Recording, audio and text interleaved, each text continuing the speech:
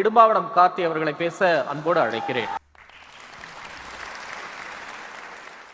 எனக்கு முன்பாக பேசிய பாஜகவை சேர்ந்த அண்ணன் சூர்யா அவர்கள் புதுச்சேரியில் சிப்மர் மருத்துவமனை செயல்படுதுன்னாரு. ஆனால் அப்படிலாம் இல்லை, செயல்பாட்டில் வரலை. மோடி போலவே அந்த மருத்துவமனையும் செயல்படலை. சந்தேகம் இருந்தால் அண்ணன் ஊருக்கு திரும்புகிறப்ப அதை போய் பார்த்துட்டு வந்தால் எல்லாருக்கும் நினைக்கிறேன். நாம் தமிழ்நாட்டில் தூய்மை பணியாளர் போராட்டம், செவிலியர்கள் போராட்டம் போன்ற போராட்டங்களை பார்க்குறோம். அந்த போராட்டங்களில் திமுக அரசு எவ்வளவு அடக்குமுறை ஏவிடுதுன்னு பார்க்குறோம். அதே போல் ஒரு அடக்குமுறையை புதுச்சேரியிலே ஏவி விடுறாங்க. புதுச்சேரியில் பொதுப்பணித்துறை ஊழியர்கள் போராட்டம் பண்ணுறாங்க. அப்படி போராட்டம் பண்ணுறப்ப காவல்துறை ஏவி விட்டு அங்கே அடக்குமுறையை பாய்ச்சுறாங்க. அங்கே காவல்துறை யார் கட்டுப்பாட்டில் இருக்குன்னா பாஜகவை சேர்ந்த ஐயா நமச்சிவாயம் கட்டுப்பாட்டில் சட்ட ஒழுங்கு இருக்கு. அவர் தான் உள்துறை அமைச்சர். அப்ப தமிழ்நாட்டில் நடக்கக்கூடிய அடக்குமுறைகளை கண்டிக்கிற பாஜக புதுச்சேரியில் அடக்குமுறை கட்டவிழ்த்து விடுது அப்படிங்கிறத பதிவு பண்றேன். அப்புறம் ஐயா மதுக்கூர் ராமலிங்கம் பேசுறப்ப இந்த புதுச்சேரிக்கு மாநில அங்கீகாரம் அதை கேட்டு 16 முறை தீர்மானம் போட்டிருக்கிறதா சொன்னாரு. அது உண்மைதான். அந்த பாஜக பொறுத்த வரைக்கும் மாநிலங்களையே யூனியன் பிரதேசமாக மாற்றணும்னு நினைக்குது. அப்போ இருக்கப்ப யூனியன் பிரதேசமாக இருக்கக்கூடிய ஒரு நிலப்பரப்பை எப்படி மாநிலமாக மாற்றுவாங்க அப்படிங்கிறது நியாயமான கேள்வி. ஏன்னா பாஜக பொறுத்த வரைக்கும் அவங்க அதிகார குவிப்பு, எதேச்சதிகார போக்கு, மாநில உரிமைகளை காவு வாங்குறது தான் பாஜகவோட நடவடிக்கை. அப்படி இருக்கிறப்ப பாஜக ஒருபோதும் இந்த வேலையை செய்யாது. அந்த வேலையை செய்யாத மாநில அங்கீகாரத்தை தராத பாஜகவை நாங்களும் சேர்ந்து கண்டிக்கிறோம், மாற்று கருத்து இல்லை. ஆனா 16 முறை தீர்மானம் போட்டுக்கா சொன்னாங்கல்ல, அந்த 16 முறையில 4 முறை தீர்மானம் காங்கிரஸ் ஆட்சியிலே போடப்பட்டிருக்கிறது. 2014 வரை மத்தியில் அதிகாரத்தில் இருந்தது யாரு? காங்கிரஸ். அன்னைக்கு மன்மோகன் சிங் அலுவலகத்தோட இணையமைச்சர் யார்? ஐயா நாராயணசாமி. பக்கத்தில் இருந்தார் மன்மோகன் சிங், அருகாமையில் இருந்தார் நாராயணசாமி. புதுச்சேரிக்கு மாநில அங்கீகாரம் வேணும்னு 10 ஆண்டு காலத்தில் ஒரு முறை கூடவா மன்மோகன் சிங் நாராயணசாமி பேசல. அப்ப பாஜக கிட்ட கேட்டு போட வேண்டிய நிலைமை எதுக்கு?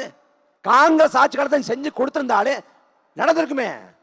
அப்ப அதை செய்யாம மாறி மாறி காங்கிரஸ் பாஜக சாடுறதும் பாஜக காங்கிரஸ் ஆடுறதும் இது லாவணி கச்சேரி. மாறி மாறி மக்களை ஏமாத்துறாங்க. அப்புறம் ஐயா பார்ப்பன கடப்பாரன்னார். ரொம்ப பார்ப்பன கடப்பாரங்கிறாங்க. பிராமண கடப்பாறை, பிராமண கடப்பாறை. சரி, பிராமண கடப்பாறை. இந்த பிராமண கடப்பாரன்னு சொல்றாங்கல்ல, திராவிட இயக்கங்கள் பிராமண எதிர்ப்பு, பிராமண அல்லாத அரசியல், பிராமண அல்லாத அமைச்சர் என்று பேசி இந்த பிராமண அல்லாத அரசியல் பேசி திராவிடம்னு ஒண்ணு போலித்தனமா கட்டுறாங்க. இப்ப நாங்க என்ன சொல்றோம்? அந்த பிராமணர்களையும் தமிழ் தேசிய தத்துவத்துக்குள்ள உள்வாங்கி இந்த போலித்தனமான திராவிடத்தை ஒழித்து கட்டுவோம்னு சொல்றோம். இதுல பிராமண கடப்பாருங்கிறது ஐயாவுக்கு பிரச்சனைனா நான் எளிமையா உதாரணம் சொல்றேன்.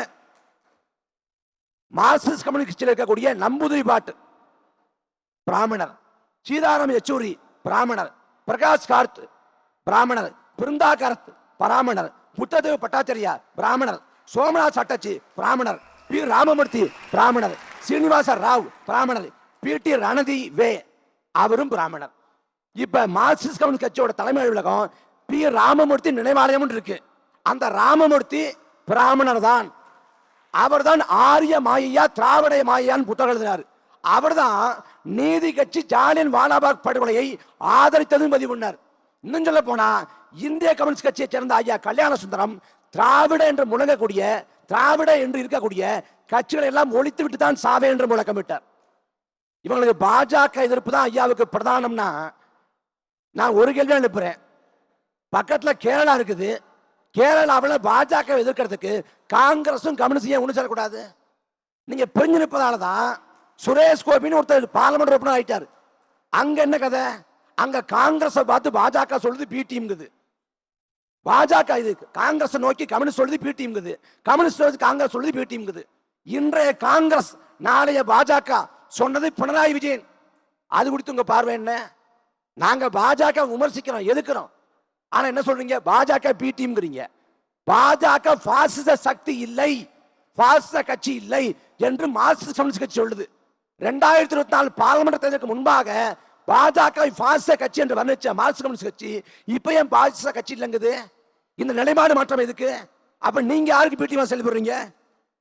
அப்ப அந்த கேள்விக்கு என்ன பதில்? இல்ல கார்த்தி, ஒரு சின்ன சந்தேகம். தமிழ் தேசியத்தை உயிர் மூச்சா கொண்டிருக்கிறீங்க.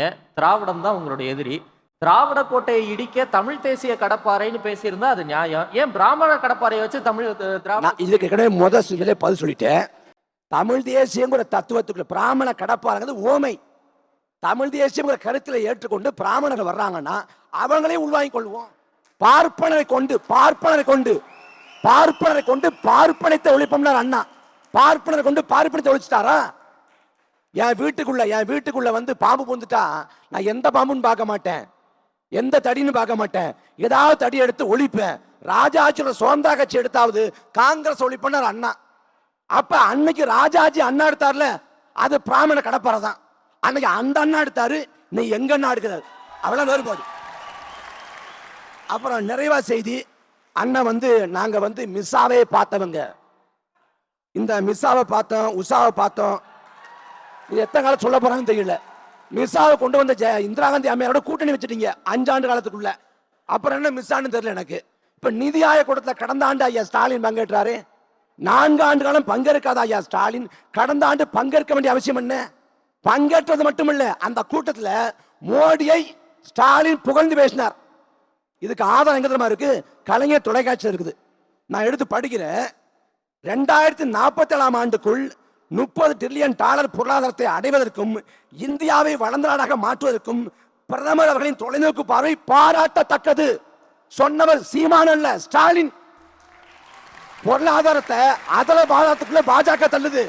பண மதிப்பிழப்பு கொண்டு, ஜிஎஸ்டி கொண்டு பொருளாதாரத்தை அதல பாத தள்ளிருச்சு. ஆனா பிரதமரோட தொலைநோக்கு பார்வை பாராட்டத்தக்கது என்று ஸ்டாலின் சொல்றாருன்னா, ஸ்டாலின் யாரோட பி டீம்? அப்ப இது எல்லாத்தையும் மக்கள் மட்டத்தில் விட்டுறோம். கடைசி வரைக்கும் சமரசம் என்ற ஒன்றை செய்யாது களத்தில் மண்ணுக்காக மக்களுக்கு அளிக்கக்கூடிய ஒரே கட்சி நாம் தமிழர் கட்சி தான். இவ்வளவு காலம் நாங்க வந்து விதைச்சோம். 2026 சட்டமன்ற பொதுத்தேர்தலில் அறுவடை செய்வோம், அதிகாரத்தை நோக்கி நகருவோம். இப்ப நம்ம இந்த ஊர்ல இருந்து பேச சரியா இருக்குன்னு நினைக்கிறேன். திருநள்ளாறு எல்லாரும் வந்து அந்த 7 நாட்டு சனி நம்மளை விட்டு போகணும்னு நினைக்கிறாங்க. 7 நாட்டு சனி நம்ம கூட இருக்குது, 60 ஆண்டா இருக்குது. ஒரு சனி பேர் திமுக, இன்னொரு சனி பேர் அதிமுக. இந்த சனியை ஒழிக்கணும்னா விவசாய சனத்தை வாக்கு செலுத்துங்க. இந்த சனியும் ஒழியும், நம்மை பிடித்த பிணியும் ஒழியும். நன்றி, வணக்கம். நன்றி இடும்பாடம் கார்த்திக்.